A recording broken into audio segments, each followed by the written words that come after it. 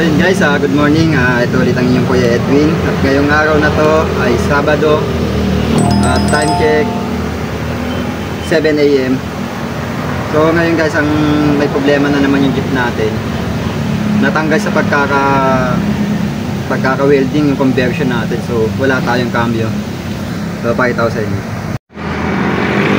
Guys, naputol sa pagkaka-welding yung ating conversion.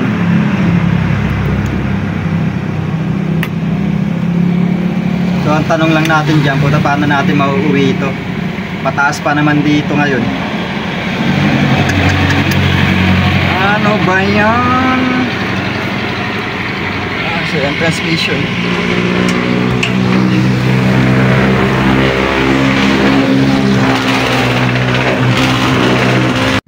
So yun guys, papahila na lang talaga tayo kasi natatapon yung gear oil. Sayang. So buti na lang naiwan siyang naka-neutral. Kaya pwede siya hilahin. So nagpahila tayo dito sa bayaw ko sa pinsan, si Bonbon. Buti na lang rescue agad.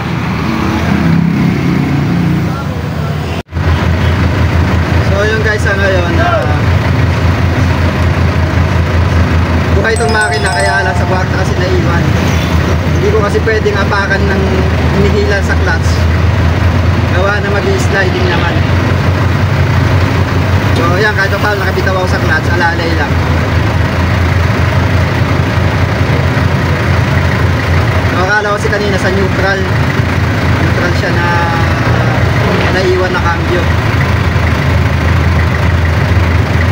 So yun guys, abuti na lang talaga may nag-rescue sa atin. Yung bayaw ko kasi sa kapatid ko, may lakad din. So ito si Bonbon, nabayaw ko sa pinsan. At sa lahat, buti yung tali, kaya. So guys, update ko kayo mamaya. So yung guys, nandito na sa garahe yung jeep. At ngayon ay tatanggalin na natin yung bintana ng transmission para may balik natin sa neutral.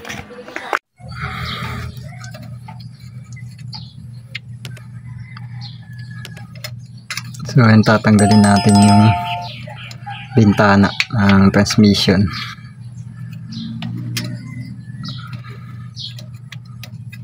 Basta ano natin yan para mas maayos yung pagka-welding. Mahirap kasi welding kung dito wala talagang ano.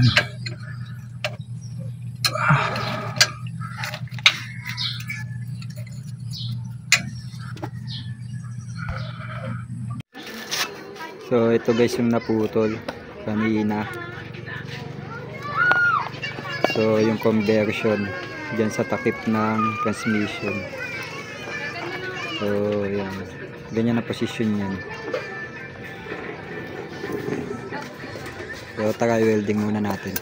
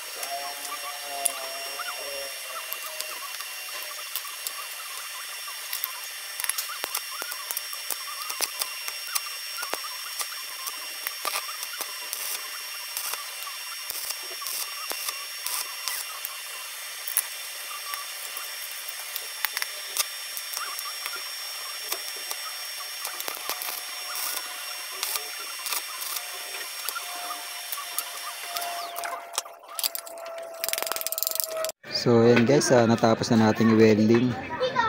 So ayan, nilagyan na rin natin ng bracket yan. So ayan guys, nilagyan muna natin ng beta gray yan. Yan kasi pinakapandikit. So tara, ikakabit na natin. So ayan guys, nakadalawang kabit at baklas na tayo ng bintana. Ang problema, naka-neutral naman na siya, pero nakaipit pa din sa kwarta.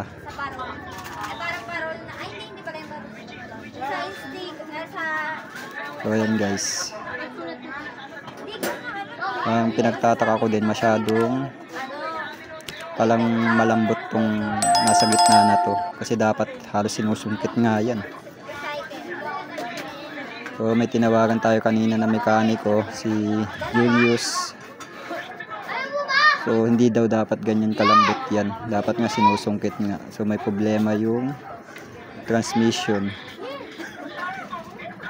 So posibleng yoyo daw yan, or bangka o synchronizer. So overhaul siya, ibababa yung transmission, then i-overhaul.